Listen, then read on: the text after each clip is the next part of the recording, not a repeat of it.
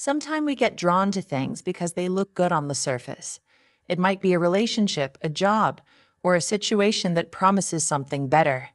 At first, it feels exciting, like everything's finally falling into place. You hold on to that feeling because it's familiar and hopeful. But slowly you start noticing small things that don't feel right. Maybe you're tired more often, or you feel uneasy but can't quite explain why. You push those feelings aside because you don't want to ruin what seems good. You tell yourself it's normal, that all things have their ups and downs. You remember how great it was at the start, so you hang on hoping the bad parts are temporary. It's hard to admit that something that once made you happy might no longer be good for you, especially when others see only the good and tell you to be grateful. So you stay stuck hoping for a change that never really comes. The beauty of what once was or could be blinds you from the reality of how much it's hurting you. After a while, the discomfort stops being something you can ignore. You feel tired not just physically but emotionally. You find yourself making excuses they didn't mean it, or I'm just overthinking.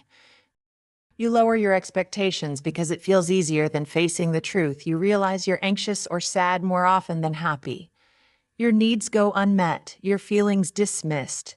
The support you thought you had feels conditional or absent. You start to question if you're worth the effort. Even though the pain grows, you cling to the memories and the hope. You tell yourself maybe it will get better, or at least it's something. But deep down, you know you're surviving, not thriving. You know that if it were truly right for you, it wouldn't hurt this much or this often.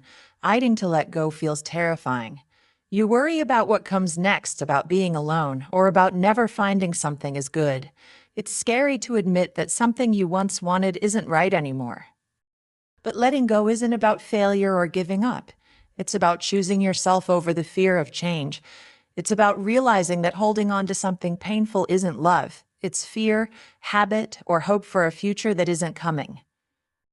Sometimes letting go means quiet choices, saying no, walking away from conversations that hurt, or slowly detaching your heart.